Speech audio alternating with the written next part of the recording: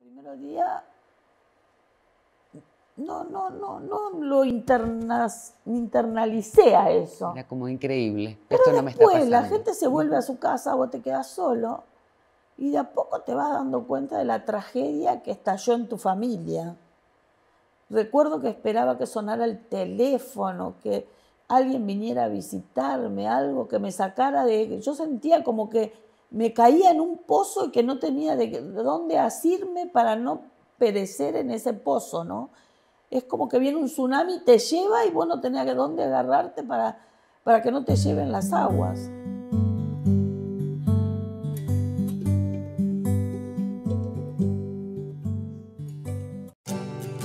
Nuestra gente, reflejada en un auténtico lugar. Toda. 7 años de periodismo cultural y social, comunicando lo mejor que tenemos. Revista Toda. En el Mercado Norte te esperan los sabores, los colores y aromas.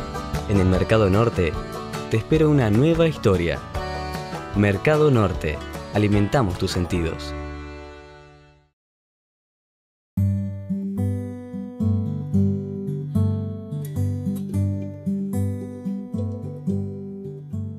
En abril del 2010, una joven salía de trabajar y emprendía el camino de regreso a su casa en su bicicleta.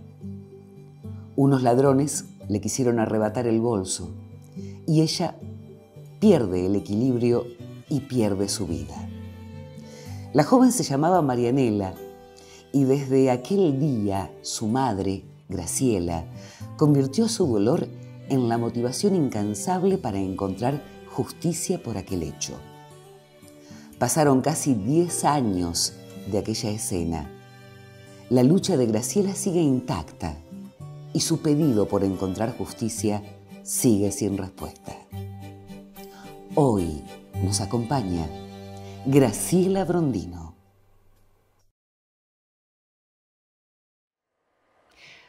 Yo quiero empezar agradeciéndote tu presencia. No, por favor. Que hayas aceptado hacer esta entrevista es un honor para mí. No, muchísimas gracias. Graciela, ¿cómo era Marianela? Marianela era maravillosa. Pero no lo digo porque yo soy la madre ni porque esté muerta, sino porque realmente era un ser excepcional. Un ser de mucha vida interior, un ser que no se metía con nadie, nunca la oí criticar a nadie. Si de pronto había alguna pelea en casa, ella agarraba la jaulita con su lorita y se iba a su pieza, nunca se metía en discusiones, muy responsable, maravillosa. A veces pienso que no era para este mundo y por eso le pasó lo que le pasó, ¿no? Se fue antes. Se fue antes de tiempo, demasiado temprano se fue. ¿Tenés esa sensación de que se fue antes? Sí, indudablemente. ¿Y la percibís con vos? Está dentro mío, está. No creo ni en la reencarnación, ni en que el día de mañana me voy a encontrar con ella. Siempre pensé que uno cuando se muere se termina absolutamente todo, pero es muy difícil de explicarte lo que yo siento. Yo a Marianela la tengo adentro mío, yo la llevo conmigo a donde voy. No pasa un segundo que no piense en ella por algún motivo, cualquier motivo. ¿Te animás a narrar qué fue exactamente lo que pasó y cuándo pasó con Marianela? Sí, Marianela se había recibido de técnica en gestión gastronómica. Unos meses antes había muerto el abuelo que vivía en Buenos Aires y la abuela de 86 años la invitó a ir a vivir con ella a Buenos Aires, a Capital Federal. Yo le dije, Marianela, pensalo, porque en Buenos Aires hay mucha inseguridad. En ese entonces no sabía que Santa Fe, nosotros vivíamos en la provincia más insegura del país. Le digo, una cosa es ir a Buenos Aires con unos pesitos y comprarse una ropita, y otra cosa es ir a vivir allá, desenvolverte en ese ambiente que es más peligroso, y aparte tenía que cargar con una persona de 86 años con sus problemas de salud. Ella nunca me dijo nada más y se quedó.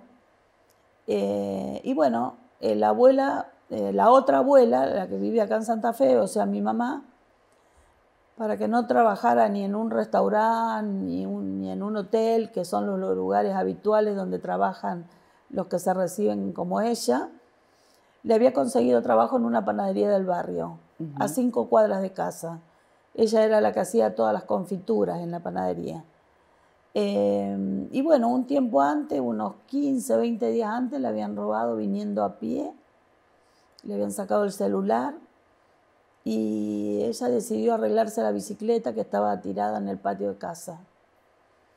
Los primeros días después del robo, cuando salía, que eran las 8:30 de la noche, me hacía un mensajito de WhatsApp y el papá agarraba el auto y la íbamos a buscar. Pasó una semana más o menos y nos dijo que no podía depender de nosotros, que era grande, que tenía 25 años y que sabía cuidarse sola. Y nosotros sabíamos que era muy responsable y nos pareció muy prudente lo que nos planteaba. Y bueno, la dejamos que viniera en bicicleta. Estamos hablando de 5 cuadras, en barrio María Selva, no estamos hablando de un barrio peligroso del oeste. Inclusive le aconsejábamos que cambiara de recorrido, que un día viniera por Gorostiaga, que otro día viniera por Pedro de Vega, y ella cumplía eso. Y bueno, esa noche el papá no estaba, el 28 de abril del 2010, el papá se había ido a Buenos Aires a ver la madre casualmente, que estaba sola.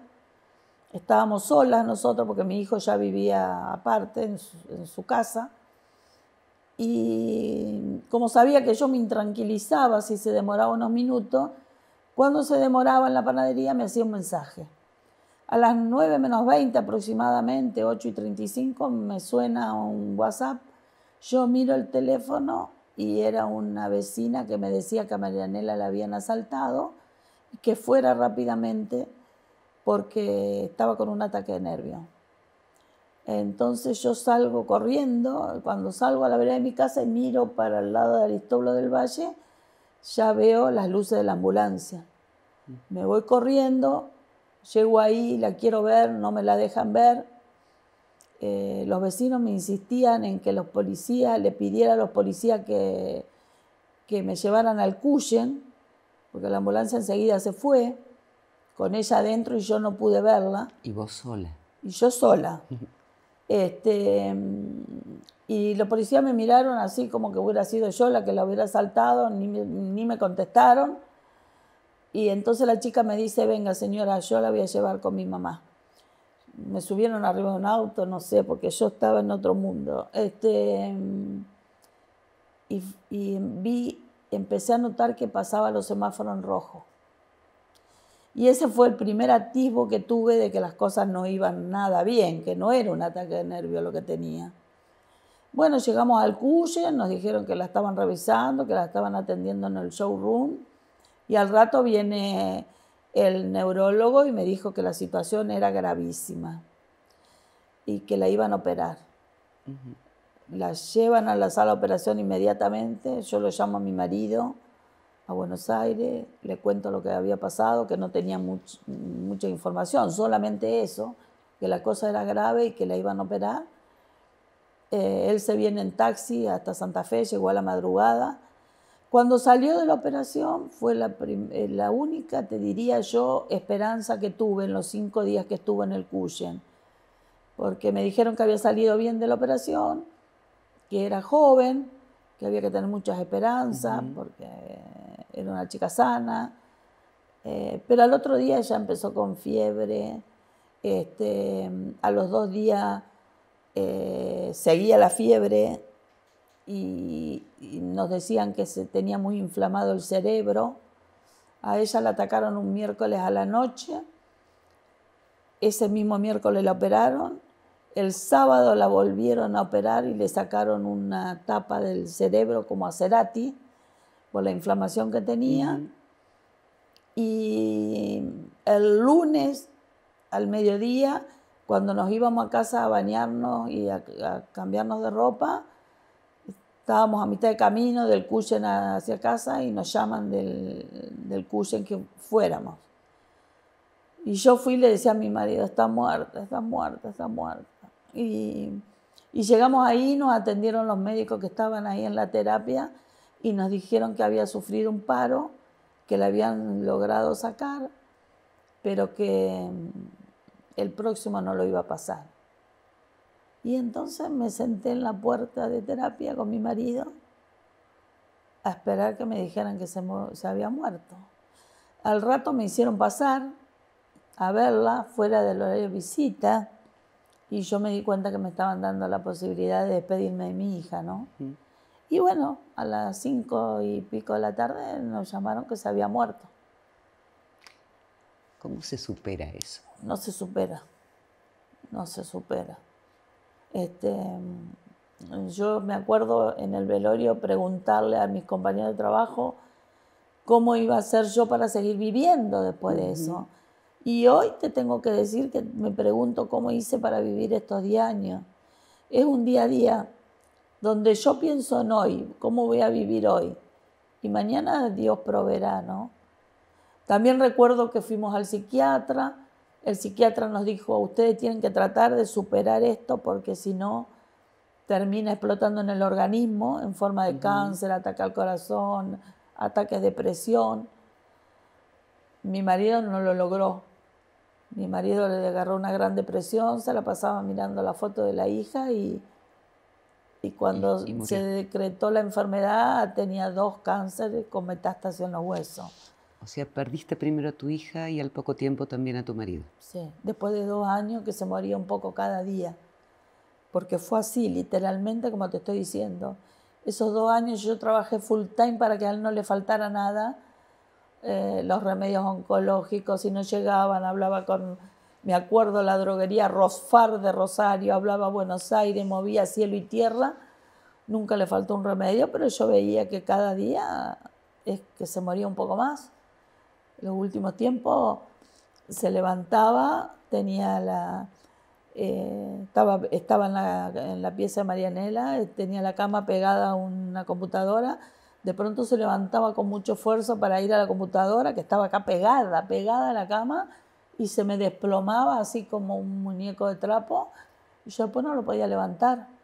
Al principio sí, porque él tenía fuerza, yo le ponía un sillón bajo, de algarrobo, él se sentaba y de a poco lo acomodaba, pero a lo último no tenía fuerza ni para agarrar esta copa. Yo puedo mostrar para quienes no conocen una foto de Marianela. Sí, quiero que vos la muestres. Sí, cómo no. Que la veas, la muestres. Esta es Marianela en la cocina de casa. Hermosa. Y acá no se alcanza a ver, pero siempre acá en los pies del freezer estaba la jaulita de la lorita que tenía, una lorita que era su inseparable compañera, que se llamaba Coqui.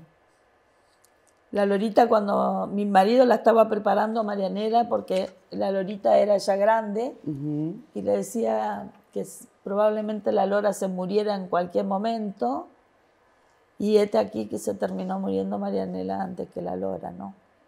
Bueno, pero rescato algo, vos estás viva. Y te mantuvo, se me ocurre, ¿no?, viva, la necesidad de encontrar a los asesinos de tu hija. Sí, yo contrariamente a mi marido siempre fui bastante luchadora. A mí me tocó salir a luchar de chica porque cuando terminé el secundario se murió mi papá a los 40 años. Tuve que salir a luchar por mi familia. Tenía a mi mamá que no sabía dónde estaba parada. Tenía a mi hermana chica. Y bueno, en esos momentos de tanta desazón, donde me acuerdo que no podíamos pagar la cochería, donde había pasado el asfalto y no podíamos pagar el asfalto, yo viéndola a mi madre en la desprotección que había quedado, pensé, me tengo que preparar. Me tengo que preparar porque si el día de mañana me toca pasar algo parecido a mi mamá, yo esté en otras condiciones, con herramientas para defenderme. Y así fue que al año siguiente, después de entrar a trabajar al correo, que me dieron el puesto de mi padre, cuando más o menos encaucé el tema económico, me puse a estudiar arquitectura y me recibí de arquitecta. Y creo que el otro día estaba escuchando un reportaje de Steve Jobs, el de la computadora de la manzanita. Sí. Y él decía que los puntos, que son los pasos que va dando una persona en el pasado, en un momento de la vida se unen y hacen lo que uno es, ¿no? Y yo pensaba en ese momento, cuando me murió mi padre a los 40 años, y yo decidí estudiar, y me parece que ya en ese momento estaba sembrando para esto que me iba a pasar con mi hija. Porque hiciste un trabajo de investigación increíble. Yo me dediqué a investigar y me dediqué a pintar, porque había empezado a pintar como un hobby. Y recuerdo yo que en esos días primeros de la muerte de Marianela, vos pasás por distintas etapas. A ver. Los primeros días, tu hija está muerta, pero vos no asumís que es tu hija. Vos lo mirás como que vieras una película. Yo todavía hoy recuerdo cuando entramos a la sala velatoria a elegir el cajón para mi hija.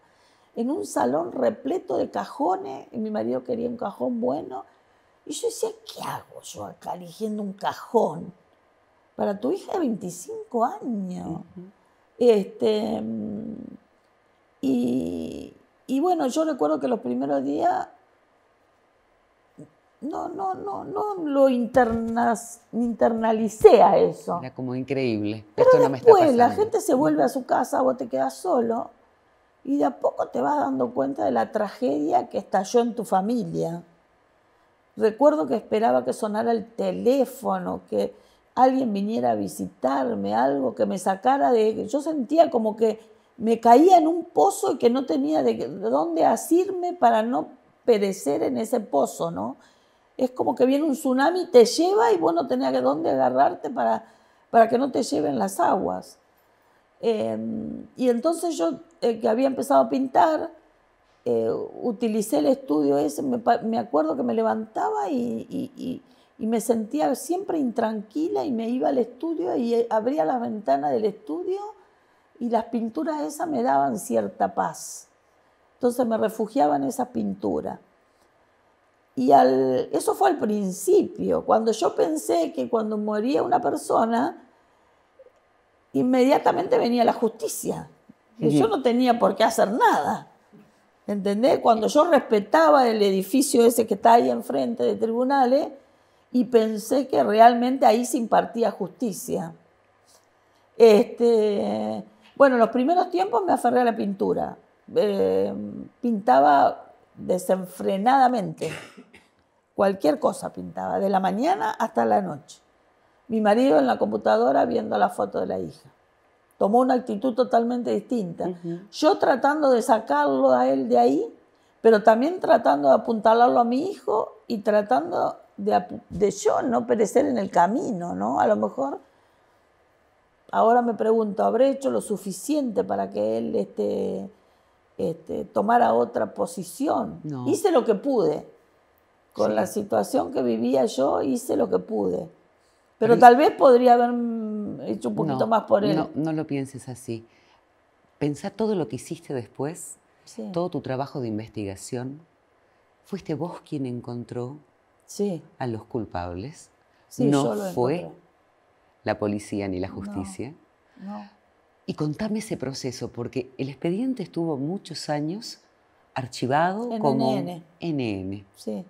¿Cómo es que se te ocurrió salir a buscar a los asesinos de tu hija? Bueno, cuando pasaron los años y vi que la cosa ya no daba para más, yo dije, no puede ser que esto quede impune. Destrozaron toda mi familia y ¿cómo puede ser?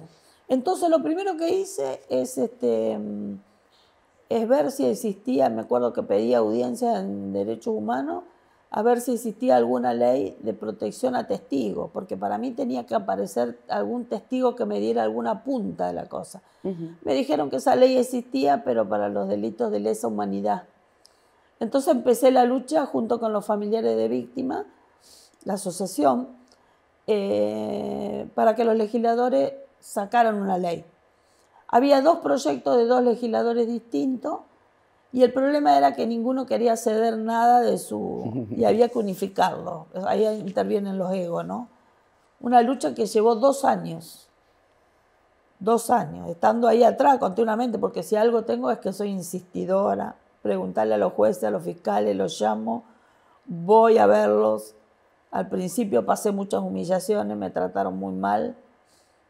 Ahora todo el mundo me conoce, entonces ya el trato es distinto. ¿Y te respeta? Y me respetan, sí. Bueno, cuando salió la ley de pago, recompensa y protección de testigos, se estaba yendo el gobernador Bonfatti.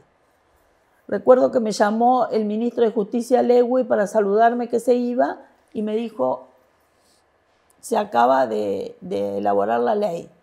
Entonces yo ya sabía eso y empecé de vuelta al camino con el nuevo gobernador, con Lischy. Llevó unos meses hasta que la firmó.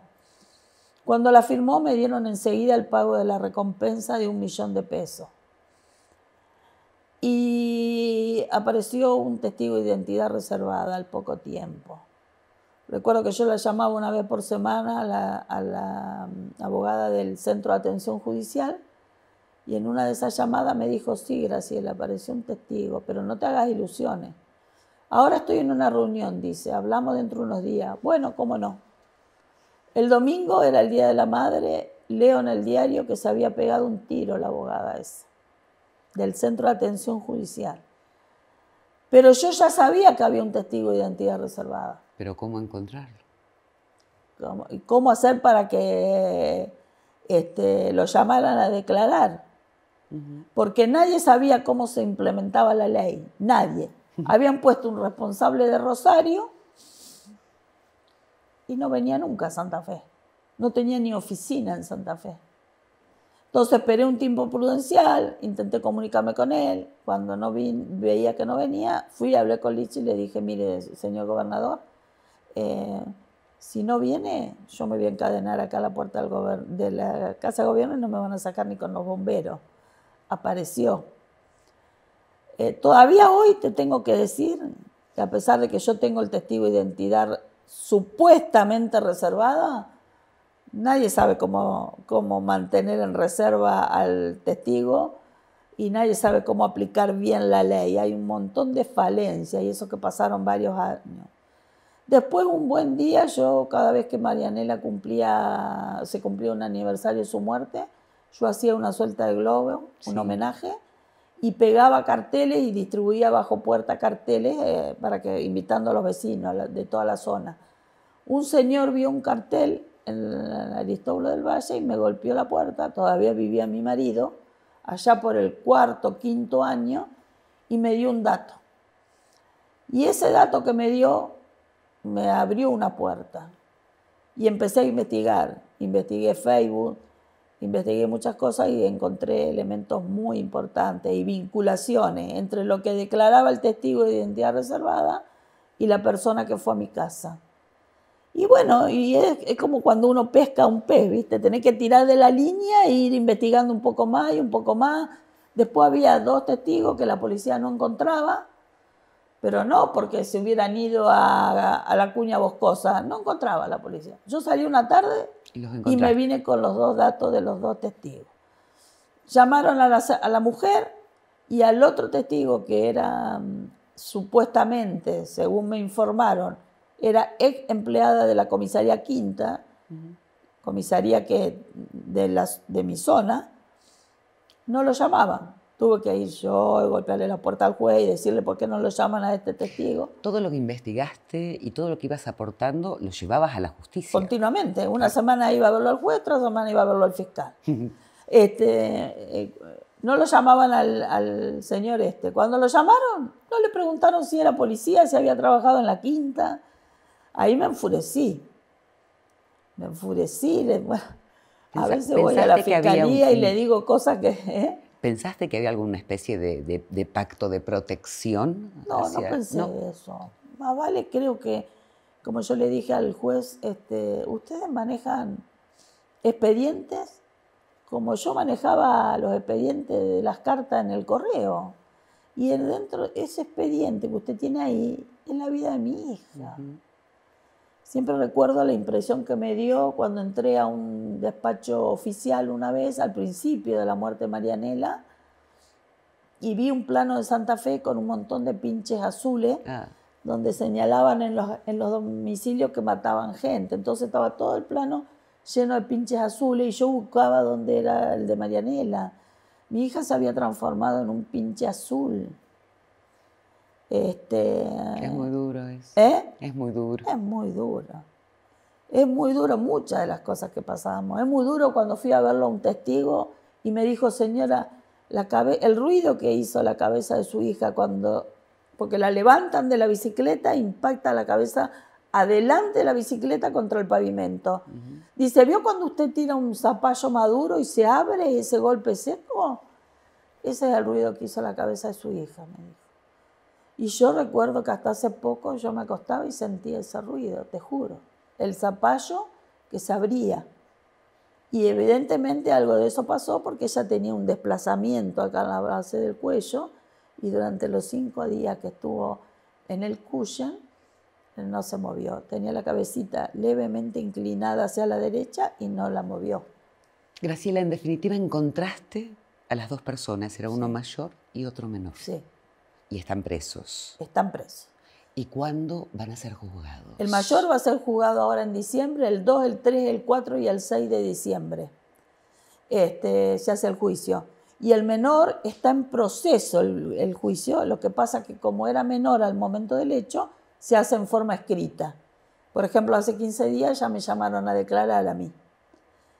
Se hace en forma escrita y es un poco más lento, no es como acá que yo sé que son 4 jornadas y al término de la 4ª jornada me van a decir si es culpable o es inocente. Y si es culpable, ¿cuántos años le van a dar? Y son las personas que vos encontraste, o sea, tenés la convicción de que esos son. Sí, yo tengo la convicción de que son. Ahora la justicia tampoco yo me voy a... Siempre traté de separar mi deseo de hacer justicia de algo que pueda caer en buscar venganza o meter un inocente preso, ¿no? Por eso te pregunto. Yo quiero que vayan los verdaderos culpables. Si no son culpables, que queden libres, pero que investiguen bien. Porque la justicia hasta ahora no me dio muestras de que investigaran bien. ¿Y aún así crees en la justicia? No creo en la justicia. Creo en mí misma y en mi poder para impulsar esto, por lo menos hasta ahora. Yo siempre le digo, apúrense, porque pasaron 10 años. Y yo no sé si dentro de 10 años voy a tener vida, y si tengo vida, si voy a tener salud para estar haciendo lo que hago ahora. Sí la vas a tener. Ojalá. Sí la vas a tener. Ojalá. Graciela, después de los últimos hechos que son terribles y que me imagino que bueno, cuando pasa algo así se revive el momento, el dolor, esa sensación de desprotección, ese no saber dónde estoy parado, ese dolor profundo. Después de lo de Maxi Olmos, lo de Julio Cabal, ¿qué le dirías a esos padres que están iniciando este proceso que para vos ya lleva 10 años? Sí, lo primero que le diría es que lo siento en el alma porque sé por lo que pasan y por lo que van a tener que pasar todavía. Le diría que cuenten conmigo para lo que yo les pueda ayudar y le diría que van a tener que tener mucha paciencia si pretenden hacer justicia y se van a tener que involucrar. Y que no es verdad lo que te dicen los psicólogos, por lo menos desde mi experiencia. El psicólogo me decía, a los 2 años vos terminás aceptando el duelo y vas a ver que te vas a olvidar, me decía. Y yo, inocente, buscaba en el almanaque y contaba cuántos meses me faltaban para llegar a los 2 años porque tenía un dolor adentro que me dolía el cuerpo del dolor que tenía, estaba partida en 2. Es mentira. Ya pasaron 10 años y yo cada vez la siento más a mi hija. Y después, una cosa que te digo es que uno tiene que luchar mucho, pero mucho, para no transformarse en una resentida. ¿Sé por qué? Yo voy a la fiesta de Navidad, estoy con mi hermana, con sus 4 hijas, y es imposible no mirarla y ver que una se acaba de casar, que la otra acaba de tener un hijo, y mi hija está allá abajo la tierra en el lar de paz. ¿Entendés? O cuando veo que las chicas van y compran los regalos de Navidad y vos decís, ¿cómo puede ser que el mundo siga andando si mi hija no está más? y vos tratás de buscar placebo para justificar esa pérdida, qué sé yo, me tatué el nombre de Marianela, hago cuadros de Marianela, no sé, hago lo que puedo, tengo el rinconcito de Marianela ahí, que los chicos filmaron ayer, y lo cuido, pero Marianela no vuelve. Desgraciadamente, Marianela no vuelve. Gracias. No, gracias a ustedes. No, gracias a vos. Bueno, gracias por tu testimonio y va a salir todo bien. Ojalá. Seguro. Gracias.